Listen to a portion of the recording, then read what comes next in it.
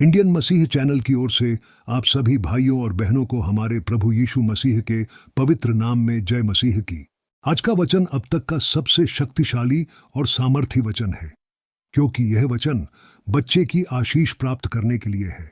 Bible में बहुत से वचन हैं, लेकिन उन वचनों को ढूंढना हमारा काम है, क्योंकि आपके जीवन में क्या घटनाएं हो रही हैं, उसी के अनुसार आपको बाइबल से वचनों को लेना पड़ेगा। इसी तरह बच्चे की आशीष के लिए बाइबल में कौन सा वचन लिखा है और कहाँ लिखा है, यह बहुतों को नहीं मालूम, और अगर आपको मालूम ही नहीं होगा तो आप प्रार्थना किस वचन से करेंगे।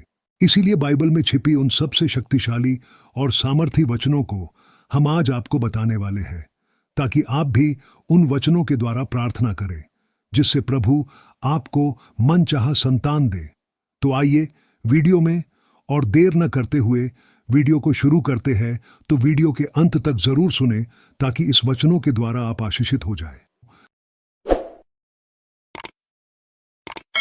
यशायाह 54 अध्याय 1 पद से आगे लिखा है, हे बांझ तू जो पुत्रहीन है, जय जयकार कर। तू जिसे जन्माने की पीड़ा नहीं हुई, गला खोल कर जय जयकार कर और पुकार, क्योंकि त्यागी हुई के लड़के सुहागिन के लड़कों से अधिक होंगे। यहोवा का यही वचन है। इस वचन को आप अपने जीवन में हर दिन अंगीकार कर परमेश्वर के आगे रखें, क्योंकि इस वचन में परमेश्वर का वायदा है। वो आपके घर को बढ़ाएगा। अगर कोई बांझ है तो वो बोले कि यहोवा का ये वायदा है कि हे बांझ तू जो पुत्रहीन है, जय जयकार कर।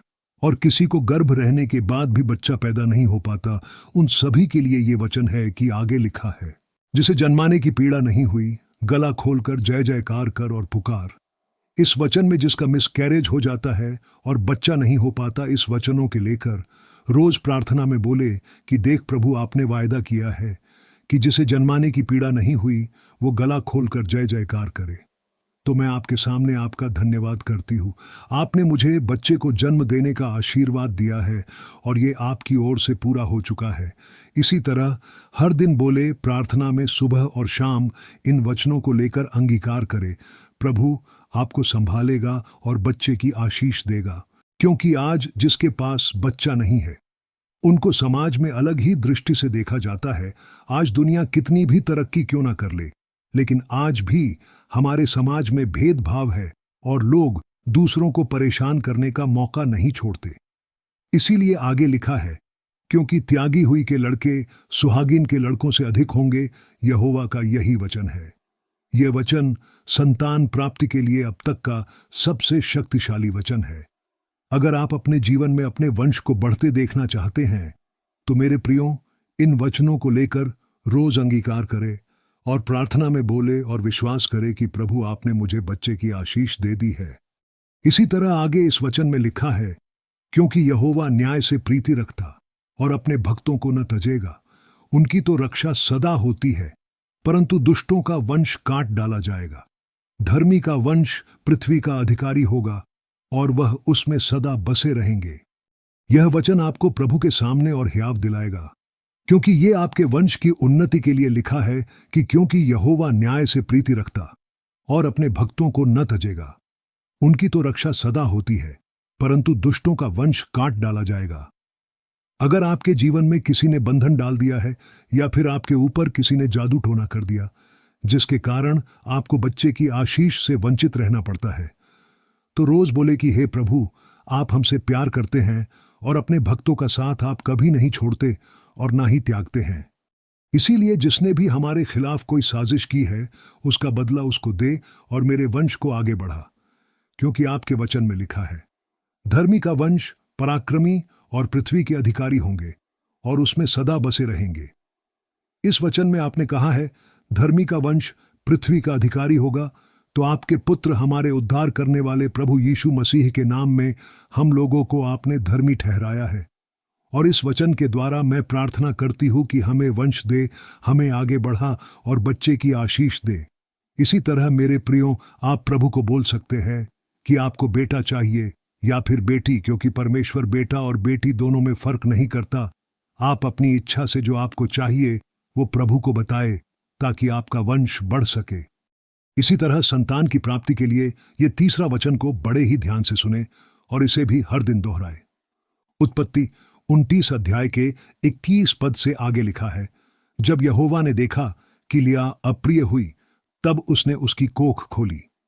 फिर आगे 22 पद में लिखा, परमेश्वर ने राहेल की भी सुधि ली और उसकी सुनकर उसकी कोख खोली, इसीलिए वह गर्भवती हुई और उसने एक पुत्र को जन्म दिया।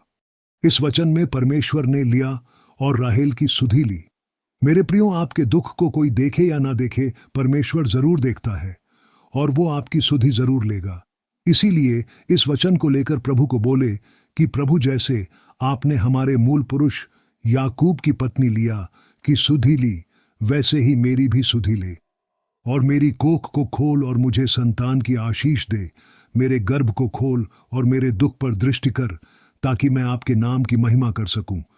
और आपने हमारी माता राहेल की भी सुधि ली और उसे भी आपने संतान दिया, तो हे प्रभु, मुझे भी संतान की आशीष दे और मेरी नामधराई को दूर कर, ऐसी हर दिन आप अंगीकार करे। इसी वचन के द्वारा तो प्रभु को बोले, तो देखना मेरे प्रियो, एक दिन ऐसा होगा कि आपके कोख को खोलेगा और आपको गर्भ की आशीष मिलेगी। इसी तरह भजन संहिता 127 अध्याय 3 से 4 पद में लिखा है, देखे, लड़के यहोवा के दिए हुए भाग हैं, गर्भ का फल उसकी ओर से प्रतिफल है। इस वचन से आप जो भी आशीष मांगना चाहते हैं, चाहे वह लड़के की हो या फिर लड़की की, क्योंकि वचन में दोनों के लिए यही वचन है। इसीलिए आप इस वचन को ऐसे बोल सकते हैं, देख, लड़का हो या लड़की, दोनों यहोवा के दिए हुए भाग हैं, गर्भ का फल उसकी ओर से प्रतिफल है। और आगे बोले, प्रभु यीशु मसीह के नाम से इस आशीष को स्वर्ग से मानती हूं। क्योंकि जब भी बोले तब आपको याद रखना है कि आपको क्या चाहिए, लड़का या लड़की। इसीलिए मेरे प्रियो, गर्भ का फल पाने के लिए रोज इस वचन को अपने पर्सनल प्रेयर में जरूर बोले, ताकि प्रभु आपको मुंह मांगा वरदान दे। आगे मुंह मांगा वरदान के विषय क्या लिखा है, आइए जानते हैं। पहला शमूएल 1 अध्याय का 17 पद से आगे एली ने कहा, कुशल से चली जा, इस्राएल का परमेश्वर तुझे मन चाहा वर दे। बिहान को वे सवेरे उठ यहोवा को दंडवत करके रामा में अपने घर लौट गए। और एलकाना अपनी स्त्री हन्ना के पास गया और यहोवा ने उसकी सुधि ली। तब हन्ना गर्भवती हुई और समय पर उसके एक पुत्र हुआ और उसका नाम शमूएल रखा, क्योंकि वह कहने लगी, मैंने यहोवा से मांगकर इसे पाया है। इस वचन को तो आपने कई बार पढ़ा होगा कि हन्ना बांझ थी और उसकी सौतन पनीना उसे हर दिन भला बुरा बोलकर चिढ़ाती थी। लेकिन हन्ना ने अपनी प्रार्थना बंद नहीं की। वो हर दिन यहोवा के भवन को जाती और अपना दुख परमेश्वर को बताती थी। और हन्ना ने प्रभु के आगे कहा, यदि इज़राइल का परमेश्वर यहोवा मुझे पुत्र का वरदान दे, तो मैं उसको यहोवा के सेवा के लिए ही समर्पण कर दूंगी। और मेरे प्रियो, यहोवा परमेश्वर ने उसकी सुधि ली और प्रोफेट एली के कहने के अनुसार हन्ना आगे चलकर गर्भवती हुई। इस वचन के द्वारा आप भी बोले कि जो परमेश्वर हन्ना को गर्भ की आशीष देने वाला है, वही परमेश्वर मुझे भी गर्भ की आशीष देगा। हर दिन प्रभु को प्रार्थना में बोले, क्योंकि एक दिन समय आएगा आपका दुख आनंद में बदल जाएगा। क्योंकि वचन में ही लिखा है, यहोवा टूटे और पीसे हुए मन को तुच्छ नहीं जानता। इसीलिए मेरे प्रियो, प्रभु बहुत दयालु है, वो आपकी जरूर सुनेगा। आप बस प्रार्थना में हर दिन इन वचनों को लेकर अंगीकार करते रहे, क्योंकि परमेश्वर अपने ठहराए हुए समय पर काम करता है। इसीलिए आगे के वचन में लिखा है, उत्पत्ति 18 अध्याय 9 पद से आगे, उन्होंने उससे पूछा, तेरी पत्नी सारा कहाँ है? उसने कहा, वह तो तंबू में है। उसने कहा, मैं वसंत ऋतु में निश्चय तेरे पास फिर आऊंगा और तब तेरी पत्नी सारा के एक पुत्र उत्पन्न होगा। और सारा तंबू के द्वार पर जो अब्राहम के पीछे था सुन रही थी। यह वचन हमारे मूल पुरुष अब्राहम की पत्नी माता सारा को, जब परमेश्वर ने कहा कि मैं वसंत ऋतु में निश्चय तेरे पास फिर आऊंगा और तब तेरी पत्नी सारा के एक पुत्र उत्पन्न होगा। इस वचन में परमेश्वर ने कहा, वसंत ऋतु में निश्चित समय में होगा।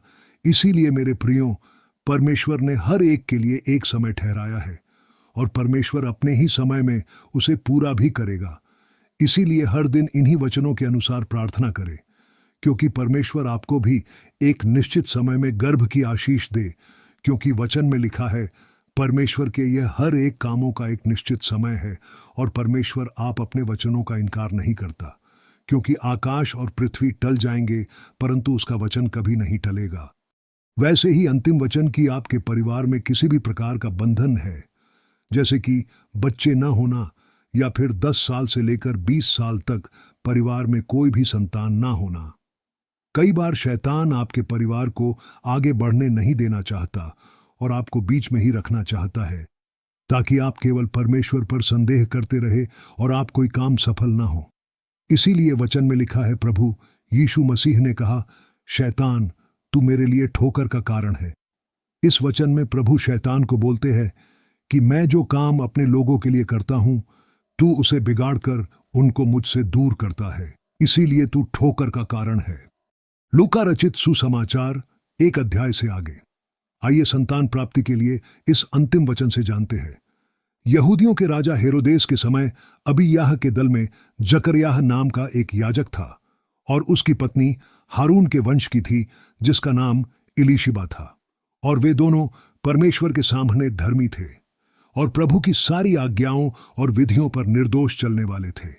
उनके कोई भी संतान न थी, क्योंकि इलीशिबा बांझ थी और वे दोनों बूढ़े थे। इस वचन में आप ध्यान दे लिखा है, जकरयाह और इलीशिबा अपने जीवन भर प्रभु का भय मानते थे और निर्दोष और धर्मी थे, लेकिन फिर भी उनके पास पूरे बुढ़ापे तक कोई संतान न थी, क्योंकि इलीशिबा बांझ थी।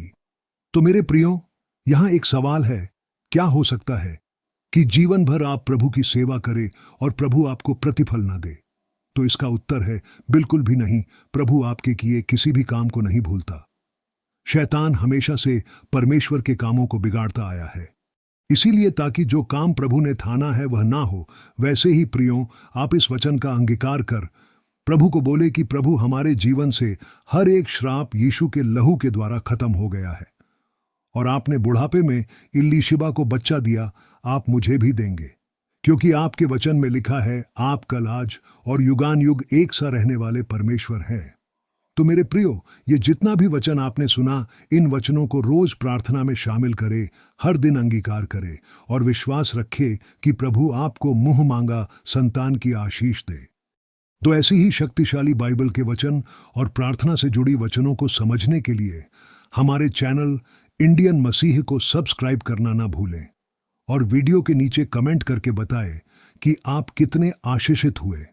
साथ ही वीडियो को लाइक करें और दूसरों को भी ये वचन शेयर करें, ताकि हमारा आने वाला वीडियो आपको पहले मिल सके। तब तक के लिए हमारे प्रभु यीशु मसीह के पवित्र नाम में सबको जय मसीह की। प्रभु आपको आशीष दे।